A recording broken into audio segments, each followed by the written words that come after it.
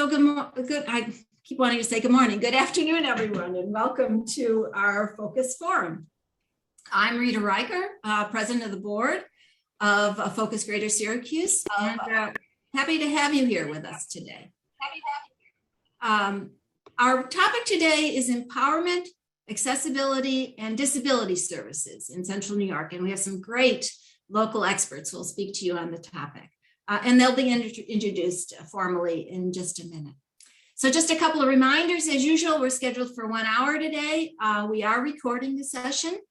We're going to start today's the format with about a 5 to 7 minute presentation from each of our 4 guests, and then we'll have time for Q&A. A number of people have already submitted some questions, and we thank you for that. And we're going to ask as many as time permits. And answer as well, hopefully. So now I'm very pleased to turn this over to Focus Board Member Brian Hoke, who will introduce our panelists as well as moderate the Q&A. Brian is very familiar with our topic today, having been a former board member and board president of AccessCNY. Brian? Thanks, Rita. Thanks to our panelists. Thanks to all our attendees. Looking forward to today's session. As Rita mentioned, I'll introduce each of our panelists in turn, give them a chance to present some remarks, and then we'll have ample time for question and answer questions, mostly from pre-submitted questions, though certainly if questions come up along the way, feel free to put them in the Q&A feature of Zoom.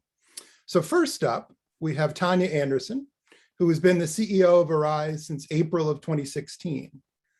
Before working at ARISE, she served on the board of directors there for 17 years, including 8 years as board president. Tania is a lawyer, having spent most of her career working as a law clerk for judges in the state and federal courts, including the U.S. Court of Appeals for the Second Circuit. She graduated from SU College of Law with her JD and Master's in Professional Studies. Tania is the mother of a 16-year-old daughter with disability and decided to follow her passion for advocacy in the disability community through her current role at ARISE. Tania, thank you for being here. Thank you. It's really my pleasure to be here this afternoon with this panel and to address this topic. As you mentioned, I'm the CEO at ARISE, and this is really a very personal job for me because my daughter, who is 16, has been receiving services from ARISE since she was 3 years old. And I can tell you firsthand that ARISE and the services that they provide have made a huge impact in her life and a real difference in our lives. It's something that I live every day. The mission of ARISE is to work with people of all abilities to create a fair and just community in which everyone can fully participate. And what that really means is that ARISE is an independent living center that sets us apart from some of the other fine work and fine human service agencies that are in our community, because it's a special designation on the state and federal level. And independent living is really about person-centered services, and that the people with disabilities have the power to select the services and supports that they need. And it's really just our job to facilitate that. We have offices in Onondaga County, Cayuga County, Madison County, Oswego County, and Seneca. So we're the designated independent living center for those particular counties.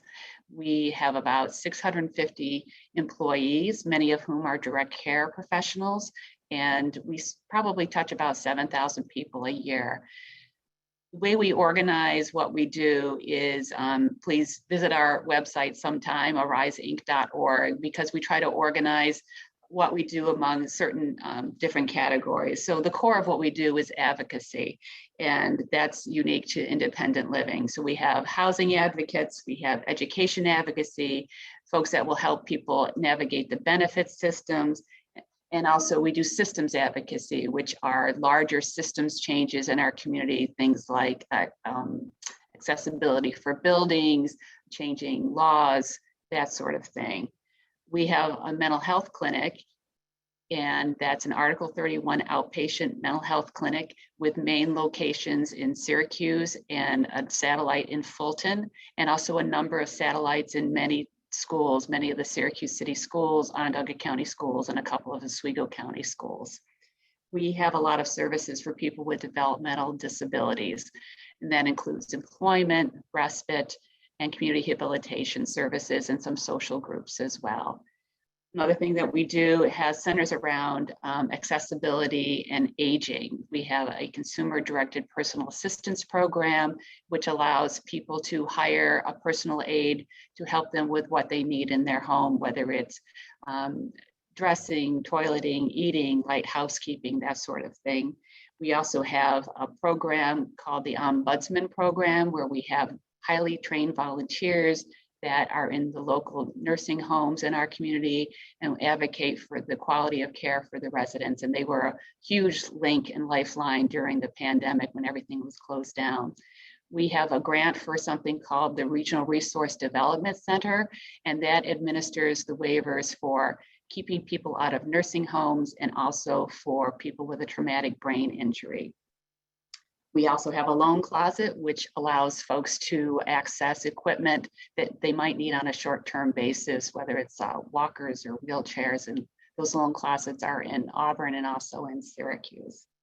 We have programs that deal with recreation and art. So you may have heard about ARISE at the Farm, which is in North Chittenango. We've been operating that for about 22 years, and that facility is just a really wonderful, magical place. I encourage everyone to visit it. It's about 25 minutes, 20 minutes from Syracuse, where we do adaptive horseback riding. We have summer recreation, school break recreation for children and adults. We have a fully accessible, inclusive playground that's open to the public. And we also have relocated some of our general ILC independent living services also at the farm, advocacy and community habilitation. So everything is happening right there at the farm. We have ARISE and Ski, which is gearing up for a season in January. And that's adaptive ski so that anyone with any ability can get down the slopes, and we rely heavily on very skilled and dedicated volunteers for that. In terms of art, we have our Unique magazine, which has been published for about 20 years, and that is an art and literary magazine for people with with any disability. And Tanisha is going to talk about that, I'm sure, because she's one of our stars of Unique. And we have a couple of other programs that sort of stand on their own. Adaptive design is one of them. That is something where we have a community of makers that come together and create solutions for people with usually a physical disability, usually children. And we make things with 3D printing and sturdy cardboard to really just create a tool for whatever that person needs, very unique to them, and it's very collaborative effort, relying on volunteers again. And finally, we have a RAMPS program, which started in Oswego County, which relies on volunteers and donated materials, and we coordinate builds. We also have aluminum ramps to allow people to stay in their homes or get out of a facility and be able to access their homes. And that's a program that we're growing in Madison and Cayuga counties where there's no funding otherwise for those sorts of tools. So that's a really quick overview of what we do. I think the main takeaway about ARISE is that we serve people of any age, any disability, and the folks that come to us are in charge, and we're really happy to help. So thanks so much. Great. Well, thank you, Tania. Also coming to us, excuse me, from ARISE is Tanisha Wiggins, who is currently a certified peer specialist. She's on the board of the Syracuse National Alliance of Mental Illness, doing most of her work presenting and ending the stigma on mental illness. As a peer, Tanisha takes her mental health very seriously, seeing a counselor at ARISE once a week and participating in ARISE continuous quality improvement committee meetings, as well as being a winner of ARISE's unique art and literary exhibit that Tania mentioned. And if you saw the promotional materials, the email or our website, definitely check it out, because the background photo in that photo is Tanisha's winning piece. So Tanisha, thanks for joining us today. Hello, again, my name is Tanisha Wiggins. I've been going to ARISE for about 4 years now. And when I first started going to ARISE, I was, before I went to ARISE, I was in and out of the hospital, and it wasn't working currently with my therapist. So I transferred to ARISE, and I ended up with a therapist named Katie McQuaid, who really helped me with coping skills and learning distress tolerance and DBT skills. And sorry about that, my phone battery came on, but she really helped me with the skills of everyday living and coping skills. And I started having less hospitalizations, and it started decreasing. Now I've been out of the hospital for about 2 years now, and I'm still using my skills and still teaching other people how to use their skills. And I go into the schools and I talk about mental health. And I also have things that I like to do, like paint. And I've been participating in ARISE Unique. And I've won 2 times in a row, 2 years in a row. I took this year off because I had my daughter Marley in March. So I took this year off so I could take care of her. But I am going to participate in the near future because I love it so much. And it gives me, something to do and keep me focused on something positive. I also participate in the quality meeting that they have every few months. And I get to put my input on how to better serve the community through ARISE. And it's just been a wonderful journey with my therapist, Katie. And I really don't want to leave her because she's really good. And not only her, but ARISE, like everyone at ARISE. I've seen other therapists there when my therapist wasn't available, and everyone is so kind, and it just feels like a family there. I bring Marley in and everyone says hi, and I just love ARISE so much. Well, thank you. Thanks for sharing your thoughts. Next up, we have Paul Joslyn, who has served as Executive Director of AccessCNY since August of 2016.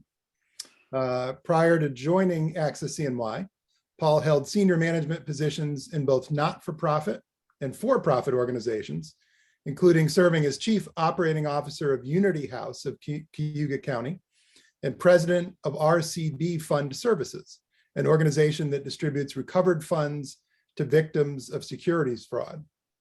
In 2020, Paul was appointed by Governor Cuomo to serve on the Developmental Disabilities Advisory Council. He also serves on the boards of New York Disability Advocates, Life Plan CCO New York, and the Omnis and Inclusive Alliance Independent Provider Associations. Paul, thanks to you for being here today. Thank you, Brian, and thank you to Focus Greater Syracuse for inviting me to speak, and more importantly, providing this forum for our community to share their thoughts about services for people with developmental disabilities. A little bit about AccessCNY. We serve about 3,000 people with developmental disability, a mental health diagnosis, or a physical disability. And we do that through operating about 3 dozen programs and employing approximately 1,400 people. Our programs for people with developmental disabilities is by far our biggest program area, with well over 12 programs in that category. Just to talk about a few of them, we do have residential programs, everything from houses that provide 24/7 support to people with fairly significant disabilities, straight through to an independent or supportive housing program that allows people to live independently in the community with a little help of support from AccessCNY and our staff. We also have an environmental modifications program that provides accessibility modifications to allow people to live longer at home, should they choose to do that. Another category of programs for people with developmental disabilities is our home and community-based programs. And here again, we have several programs in this area. I'll just mention just a few. We have community habilitation, which we'll hear a little bit more about from Angela, as well as dehabilitation, respite, and self-direction, which is a really interesting program in that the people receiving services get a budget and then decide for themselves how they want to spend that budget to meet their needs. So it provides a tremendous amount of flexibility for people, which is very appealing, obviously. We also have an applied behavioral analysis program, which helps specifically children with autism spectrum disorder diagnosis to help build skills, communication skills, and also eliminate harmful behaviors that they may be experiencing. We have a clinic here at Court Street on the north side of Syracuse that provides occupational therapy, physical therapy, and speech therapy, but they really pride themselves on improving people's functional skills. And that is for people with disabilities as well as people without disabilities. And last, we have a trade program, similar loan closet to what Tania mentioned that ARISE has. It's about a 2,000 square foot warehouse, just chock full of adaptive devices, everything from wheelchairs to crutches to shower chairs to grab bars, hospital beds, you name it, we probably have it, and it's there free of charge for anyone in the community that needs it. So it's really a tremendous resource for our city. A little bit about empowerment and accessibility for developmental disability services. There's really three things that come to mind when I think of that topic. First and foremost is the concept of person-centered services and person-centered planning. It's something that we take a tremendous amount of pride on with at AccessCNY and focus in on a daily basis. And it's really about ensuring that the people who receive services make all the decisions about what those services look like and how they're provided. I'll use an example of our residential services to describe what I mean. So in our homes, they are homes that belong to the residents who live there. Those residents choose everything there is to do with that home. What the color of the home is, how it's decorated, how they choose to decorate their bedrooms, and what's for dinner. Just the same decisions that you and I make about our homes. And our staff in those programs really simply provide a supporting or a facilitating role to make sure that they are able to make those decisions. And person-centered planning is very similar, but perhaps with a little further outlook. A great example I like to use for person-centered planning is Larry, who lives in one of our homes, who has worked for decades at the SU Law Library, and he's got some fairly significant disabilities due to cerebral palsy, but he has done a wonderful job working at the law library. And one of his goals is every year to save some of his earnings to do something special. Sometimes he goes on vacation. His favorite thing to do, I can tell you, is to on his birthday, go to the casino and gamble with a little bit of his savings. And I can tell you, he's very well known at the casino because he almost always comes home with more money than he left with. But he really does enjoy that. Another topic with regard to empowerment is self-advocacy, and it's another strong focus of AccessCNY's. We have a group of young adults with disabilities who really have taken upon themselves to do quite a bit of advocacy for people with disabilities. That could be meeting with local officials, for example, the City of Syracuse Accessibility Coordinator, to express concerns about what they've seen in the community due to lack of accessibility. And they also do a lot of outreach to local elected officials regarding funding for services or changes that they feel need to be made with regard to services, whether it be launching letter writing campaigns, phone banks, or simply just meeting with local electeds individually. They take a lot of pride and exhibit a lot of passion in that work. And then the last thing I wanted to mention more about accessibility is really the impact of COVID and the staffing crisis that many organizations are feeling today. COVID, without a doubt, affected people with disabilities much more so than the general population. The fatality rate for people with disabilities was 2 to 3 times higher than the general population. And the unemployment rate for people with disabilities is at least 50% higher. And so we're hoping that those things, at least the unemployment rate, corrects itself here in the future. And then I mentioned staffing briefly. That is by far the biggest barrier that organizations like AccessCNY face today. It was a crisis, honestly, before the pandemic happened, with staff vacancy rates in the range of 10 to 15%. And those staff vacancy rates have doubled during the pandemic, really because of the job market that we're all faced with today. I'm very happy to report that the AccessCNY Board of Directors just last week decided to make a significant, nearly $1 million investment in wages for our staff to help solve the problem for us.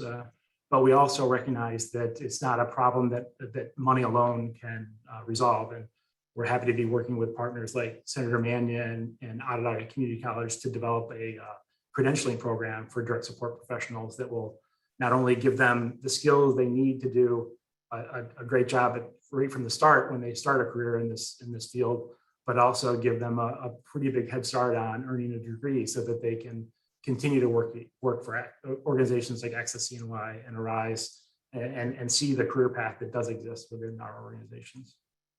And with that, Brian, I'll turn it back to you. Thank you very much. Great. Thank you, Paul. From AccessCNY, we're also fortunate to have with us today Angela Palmieri. Angela is a participant in AccessCNY's Community Habilitation Program. She's very active in her community, including volunteering at her church food pantry. She's also a member of the church's women's group, and she's involved with the Red House.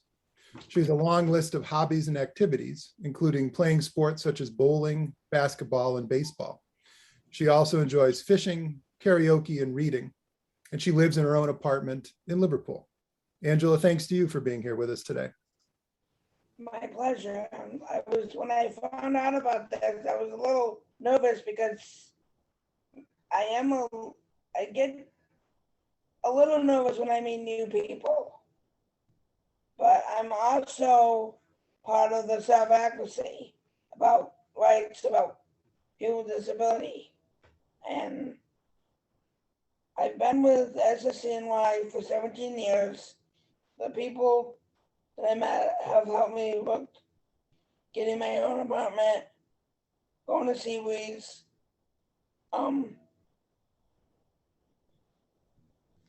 learning how to cook, help me cook, getting the chance to go to CNY's, and help me new friends.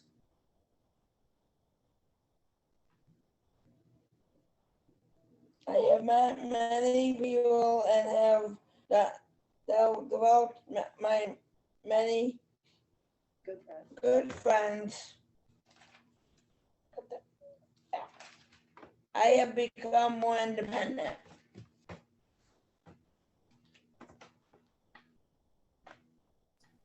Great. Well, thank you, Angela. Thank you to all our panelists for sharing your thoughts.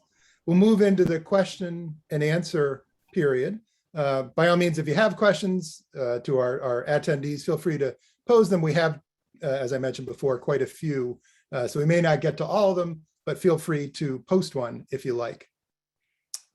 In no particular order, we had questions. I tried to organize them into some sort of groups. One that came up a few times was, I know both agencies do this, how do you support individuals with traumatic brain injury, right? I believe also called acquired brain injuries. I believe that's a service category that both places offers. Would anybody care to comment on that? I can start with a particular program that AccessCNY provides that was a program of one of our legacy organizations, Transitional Living Services, which is the David Clark Learning Center, which is a rehabilitation program for people with an acquired brain injury. And it's a very, very special place, I have to say. The program uses music, poetry, artwork, and other skill building activities to help people with acquired brain injury rebuild some of the skills they lost due to their injury. And it's for anyone that knows someone who is in need of services for TBI, I would please feel free to reach out to me and arrange a visit. It really is a special place. The group has its own band that plays on Wednesdays and periodically out in the public as well. So it's, as I said, it's a wonderful program and does wonderful work. And at ARISE, as I mentioned, we administer the Regional Resource Development Center across an 8-county region in upstate New York. And basically, we act as the coordinator for people with a traumatic brain injury to make sure that they have the services that they need to keep them independent and living in the community. Our general advocacy services also will help folks navigate a pretty complex system in terms of services and supports and housing advocacy services as well. So many of our services which apply to people with any disability will specifically help folks with a TBI as well. Great. Thanks to you both. Thank you. We had a question from a participant, actually from Barbara, who I know. Thanks for being here today. How can you ensure accessibility within the greater area when challenges like snow piling up on sidewalks or lack of accessible entrances to, say, commercial places? Everybody, several of you mentioned not just services to folks, but advocacy, working to promote laws and changes to policy that benefit people. I wonder if you could talk perhaps about, it's been many decades since ADA came on, but even in the broader context, share a little bit more about what your agencies do to promote public policy and perhaps changes in laws that serve the people in your populations. So I'll start. It is a core of what we do in terms of advocacy, and we have staff that will go to a place of public accommodation or business and do an accessibility assessment and give suggestions. And a lot of this is education, and it's helping business owners or other government officials understand that any accessible modification, of course, benefits people with a disability, but has a much broader reach in terms of our whole community as well. And it doesn't have to be an expensive thing. With the snow removal issue in particular, we have an independent living council here at ARISE, which is made up of people with disabilities that have been very active in working with local officials to educate them on this topic and the need to have accessible pathways, not only for people who might be using a wheelchair or some other accessibility device, but really just anyone wanting to use the sidewalks and stay out of the street and stay safe. We did a particular project with the Disability Rights Law Clinic up at the law school to work with a local suburb on this particular issue and to really educate and negotiate a solution that would be acceptable for all parties. And in my view, it really boils down to education. And during the pandemic, for example, some things that we used to think about as accessibility modifications really became useful for everyone. I'm thinking about the no-touch faucets and doors, the door openers, and all those sorts of things during the pandemic, when we were trying not to touch surfaces and keep things as clean as possible, all those quote unquote disability modifications became universal. And I think the more we look at that as a society, that these accommodations and modifications benefit everyone, the further along we'll get. Anybody else want to come in on that? I think Tania covered it well. We do quite a bit of advocacy around accessibility issues, as I mentioned, through our self-advocacy group. And it is, as you pointed out, Brian, the ADA was passed in 1990, and we still have work to do as a community. It's continual. And it's really about prioritizing, pretty storefronts and accessibility. There are wonderful designers out there that can accommodate not only the accessibility and while maintaining beautiful storefronts. And it's just a matter of making sure that's a priority for our community. And just to follow up on that, both your organizations are not small, right? You are employers in our community. Do you find that there's any benefit to that it carries a little more sway with elected officials? Is it getting better? Is it getting worse? Do you find, just curious about the trend in the megaphone that you have to hopefully influence public policy? I can start with that. We do our best to use any leverage we can to influence public policy and funding for that matter. You are correct. We're both fairly large employers. AccessCNY employs 1,400 people, and that's a lot of economic drive, if you will. Yeah. And we certainly do use that to our advantage now more than ever. I was happy to see this morning that Congress passed the Build Back Better Act, which is a huge opportunity to improve services and improve wages for people who work in our field. And hopefully progress continues on the Senate side soon as well. And then New York follows follows through with the funding that we need to help with our staffing. And ARISE is similar in terms of trying to paint the picture that not only are we a human service agency, but we're also an employer. And so for example, I serve on the Workforce Development Board in Oswego County. I've given testimony in Albany regarding the crisis we're having with the workforce that Paul had mentioned is affecting really everyone at this point. So we do try to use our megaphone as much as possible. Gotcha. Thank you. We had a few questions about social, perhaps DAHAB, peer involvement. Tanisha, I wonder if I might ask you how peer services work. How does one do that? Is it let's go to lunch? Is it perhaps now more Zoom calls? You mentioned that you are out in the community speaking on these issues. Would you like to say a little bit more about the actual work? Yes, right now we're doing more Zoom because of COVID, but what we do is we do like Ending the Silence. It's called Ending the Silence, and we do like a presentation with a video of ending the stigma with mental health, and we do this for children and also providers, and we just put the word out there through Facebook or NAMI, advertise it in some way. Huh. And some of the peer work I've done though is I used to work for Onondaga Case Management when it was Onondaga Case Management. And I would help peers with shopping and, everyday things that we don't even, think of. Like when we do it, we have no problem, but some people, need extra help, and some people need someone to listen. So we do a lot of that kind of work.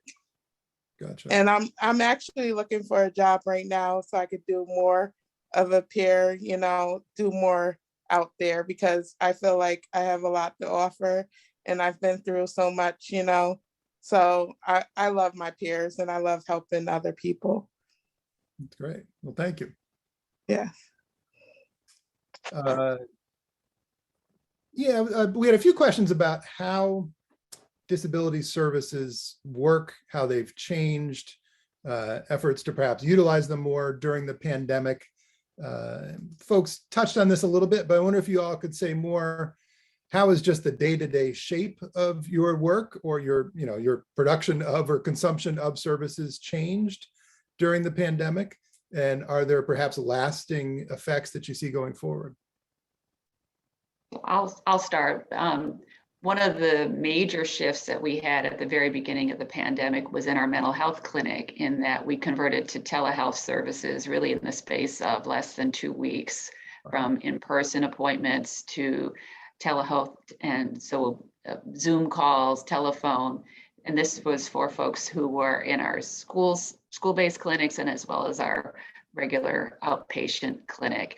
And that's something that's going to stay, because the need for mental health services has certainly increased during the pandemic and after the pandemic ends, but also the access made so much sense for people that they could just use the phone or use the Zoom, and the issues of transportation and childcare, all those sorts of barriers that sometimes were roadblocks to mental health, we could work around those.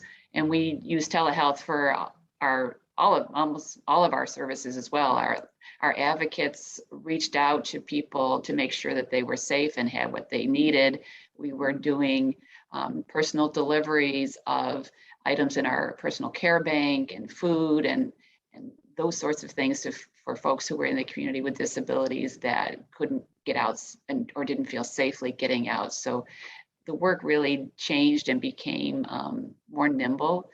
And as an employer, we also changed because we had folks working from home, and we've moved to a model where it's really hybrid, where we've got some folks in the office and some people working at home, really to accommodate their needs and the flexibility and the demands on them as well. So there are some really lasting things that we're seeing.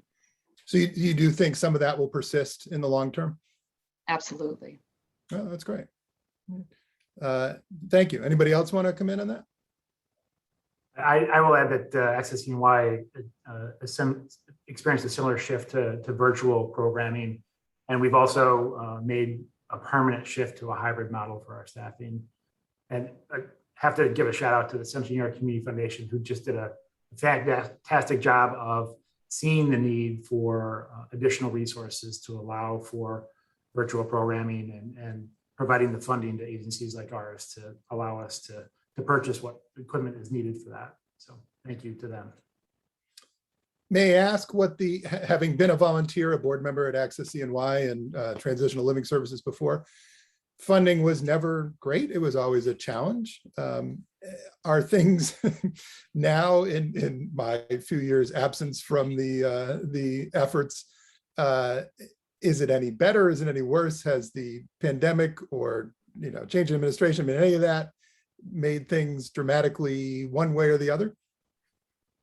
I would say it's been dramatically in both directions. In that, I think in 2020 we experienced New York State really coming to the table with some additional funding, recognizing that certain programs, community-based programs especially, that really couldn't operate during the pandemic because of social distancing and other requirements, needed some sort of emergency funding to keep them going as best they can. 2021 is a little bit of a different story in that funding doesn't exist anymore. But as I mentioned before, we're hopeful that the federal government and the Build Back Better Act will provide some sustainable increase in funding to build back those programs that were adversely affected by the pandemic. Some of our programs were not. Residentially, obviously we have tremendously dedicated staff that came in every day during the pandemic, regardless as to the risk to their own health, and provided support to the people who live in our homes. And so those programs were not impacted by the pandemic as much, and the funding as well. But the future of funding is always uncertain, and it's probably uncertain more now than ever before, to be honest. Gotcha. Thank you. Angela, may I put one to you? A question to you. I remember the Community Habilitation Program from my time as a volunteer there. Can I ask you to share a little bit more about it and your experience with it? About what? About the Community Habilitation Program? About your community hub. Yeah, exactly, please. If you're comfortable sharing it. What do you want to? Like, what do you do with community hub? I go bowling. I go We go shopping. I go shopping. Sometimes we do lotto boxing. We do walks. We go to the pool hall. Go to the pool hall a couple times. Play pool. Play pool. How often do you engage with the program? Is it once a week, once a day? I'm just curious. No, usually it's Tuesday, Thursday, Oh, and wow. Friday. Sometimes Monday. Maybe it might be like Wednesday if we have last week we just had a get together for a little Thanksgiving party. Oh, nice. Cool. Well, thank you. Let me try to get through a few more of these questions. I know we're coming up close to time. We had a few questions on employment and ways in which your agencies assist folks with the various diagnoses in finding and keeping jobs. I wonder if anybody care to comment on that, please. Sure. We have an employment department that specializes in supporting folks with disabilities in accessing jobs. And it really ranges, it's a huge range from pre-employment, job readiness sorts of skills to job coaching support where someone is one-on-one with a person in the job setting to just tweaking resumes or checking in. We also cultivate employers and educate them about really the potential and of employing people with disabilities, and that these workers as a group are generally more dedicated and will stay more faithful to an employer than other groups as a general rule. So there are different funders. So people with developmental disabilities, there's a different funding stream. And then there's a funding stream for people with just any disability. There's specialized service for people with visual impairments or blindness. So it's quite a range of stuff that ARISE will do and very much tailored to the person. May I ask, is there, I guess this is an unfair question, but in terms of the supply side and the demand side, talking to employers, talking to job seekers, I suppose those efforts have to go hand in hand, but does it help more to educate employers, or does it help more to get people to be employable? I'm just curious, working in both sides, which sounds like a great idea. Are there ways in which one perhaps makes more sense than the other, or does more good for the cause?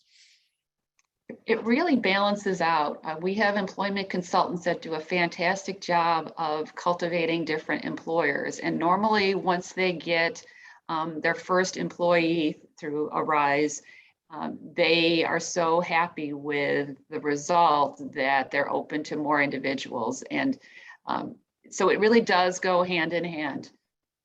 Gotcha. Thank you. I'm sorry, anybody else want to come in on this, on the employment side?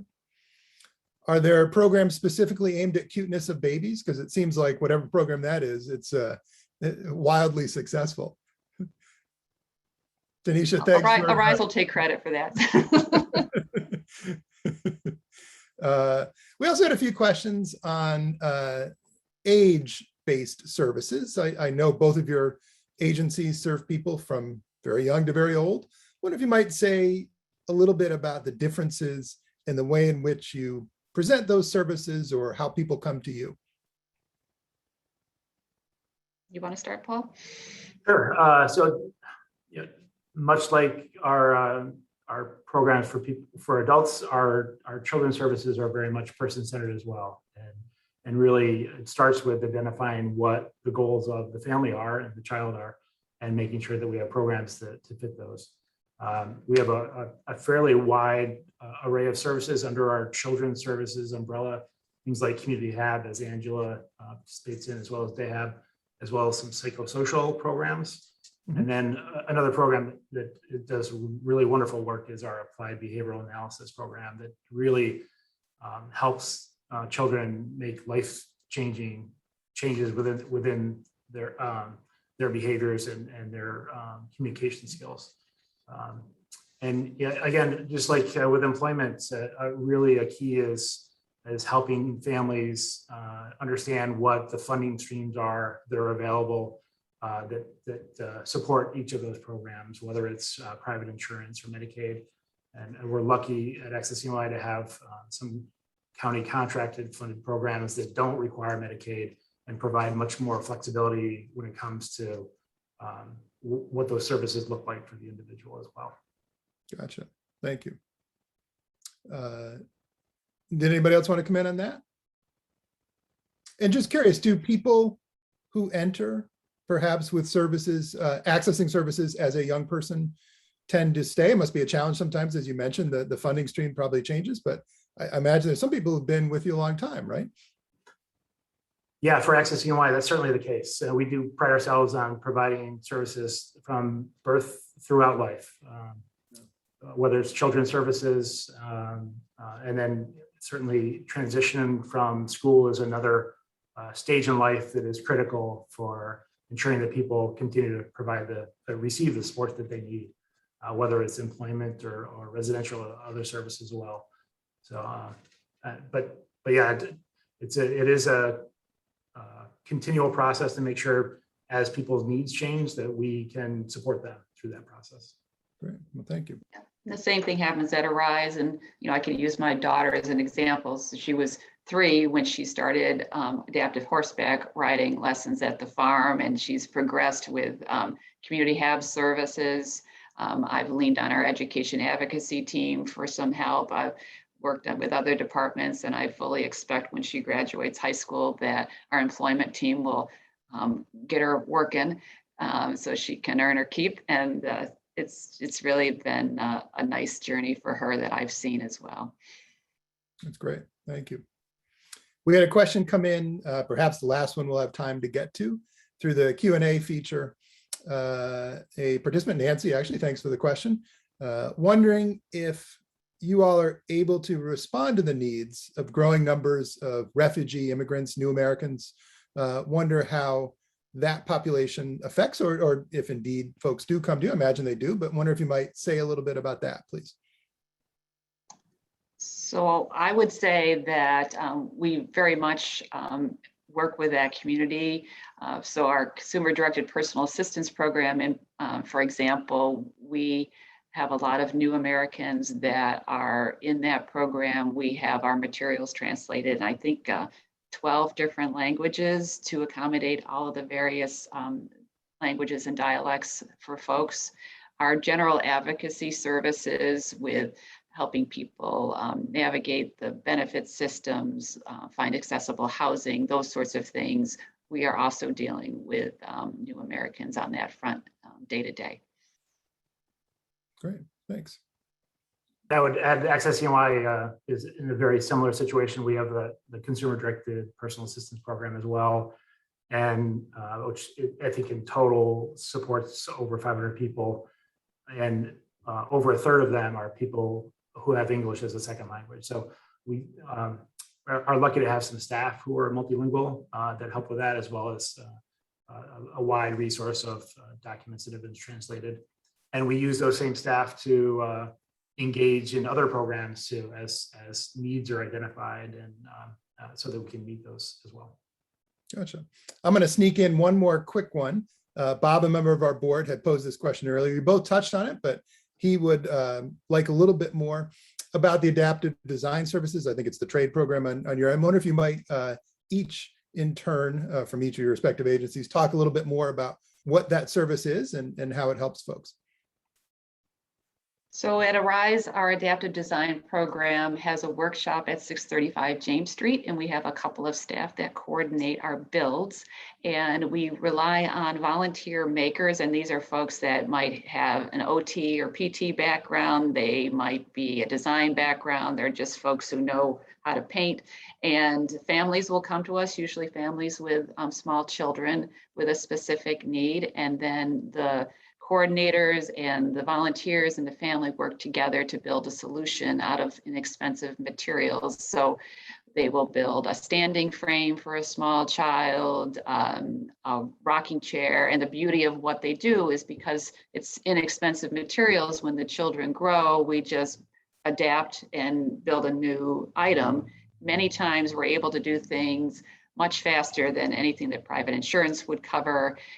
Certainly less expensive, and it's a lot more fun. And our builds are open to anyone, and we do them about twice a week. Please get on the website and check it out. And Connor McGow is our coordinator. He's a fabulous guy with a design background, and it's just a great community. Great, thank you. And AccessCNY's trade program is, again, a wonderful resource for the community. We have the staff by a couple of gentlemen who are excellent at making accommodations or changes to the devices that meet people's needs, and will deliver any device that people need to their home. And as again, I believe there is a link on our website at accesscny.org that people can access to see what the lengthy inventory of equipment is that we have available. But it's everything from wheelchairs to crutches to grab bars to shower chairs, hospital beds, you name it. It's out there, and it's just a phone call away. You know, with that phone call, we can get the equipment out to you, to your home, help use our staff to help teach you how to use it. And then as I think I mentioned, it's free of charge, and all we ask is that people return the equipment when they're done with it. Great. Well, thank you. Well, Tania, Tanisha, Paul, Angela, thanks for being here today. Certainly, thanks even more for all you're doing for our community. Rita, I'll turn it back over to you. Thank you. Yes, just to add my thanks to all four of you. It's been very enlightening. I hope others have found it as enlightening as I have. I think it's you all do a tremendous service for this community, and We appreciate all the hard work that you dedicate to it. So this forum, will be the recording of this forum will be on our website probably in the next few days, early next week. It's all kind of dependent on when Brian has a chance to put it up there. So we're a volunteer organization. We all have our different roles, but anyway, it will be up there soon, and we'll let you know when it's up so that you can refer other folks to view it if they would like. In general, I'd like to remind folks that Focus is able to do these things because of the financial contributions we get from the community. We are a very, we run a very tight ship. And so we would appreciate any donations that can be easily made on our website. Other than that, I want to say thank you to everyone, and I wish you all a happy Thanksgiving holiday. Take care. Bye.